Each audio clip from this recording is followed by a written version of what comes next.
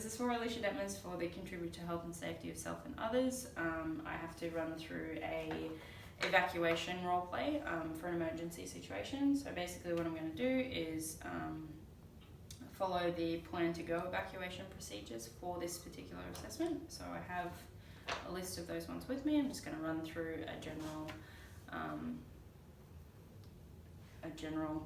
outline of what we should do when an emergency situation is underway. So first thing you want to do is, obviously there will be alarms that sound that tell you that you need to evacuate, or there might be someone that actually comes to your door that'll tell you that you need to leave the building. First thing that you want to do is remain calm, don't panic. Stirring panic can stir panic in other people, and that's the worst thing that you want in an emergency situation. You just want to remain calm, leave all your items where they are, don't bring anything with you. They just want you to be safe. They're not too worried about your personal possessions. So what we'll do first is just remain calm.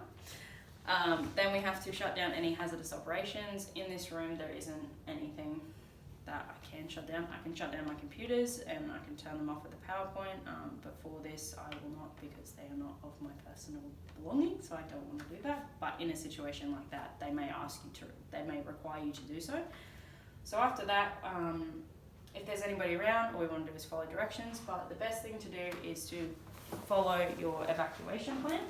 So for this room, there is an evacuation plan for this building, so we will just follow where we need to go for that and meet at the assembly point. So we'll take you out there now.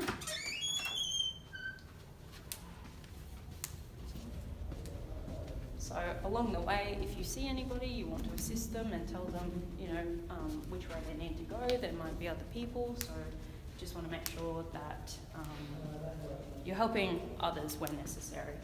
You've got to exit the building at the correct location. Don't take any other ways, I guess. Make sure you stick to the plan that is laid out for you. There is a reason for it. So like this building has an elevator, it has another set of steps, but the steps are lockable. And obviously in an emergency situation, you wouldn't want to use an elevator. So we're going to go down these steps.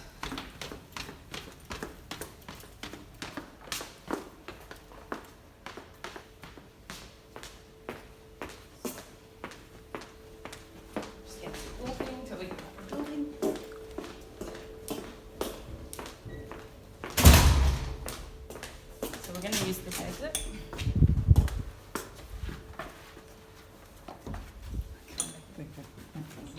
Sorry.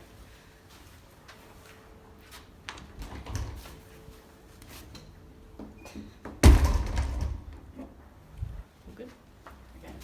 It is nighttime right now, but what we usually do is come out the exit and go to our assembly point. We would follow any instructions that the warden would give us. So we'll just make our way to the assembly point now.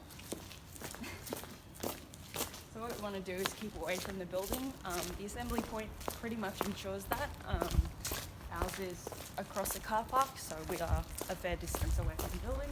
So we'll just walk there now.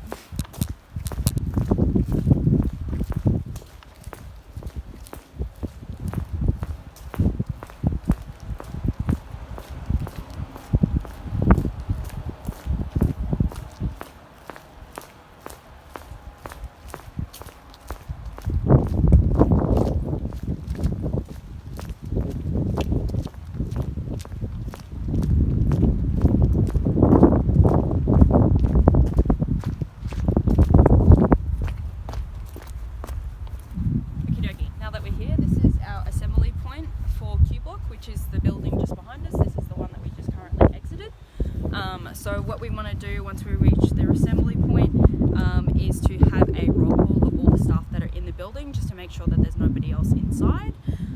Once they've done that, if you can identify any missing people, do so and go to your chief warden and tell them. Don't block any streets or driveways. So we've got a car park here, not that anybody would be driving too much in it, but there is a street directly behind us. So what we want to do is make sure that we stay in this grass area. Once we're there, we're just going to stay in the assembly area until we have further instruction as to whether we can enter the building again or whether we have to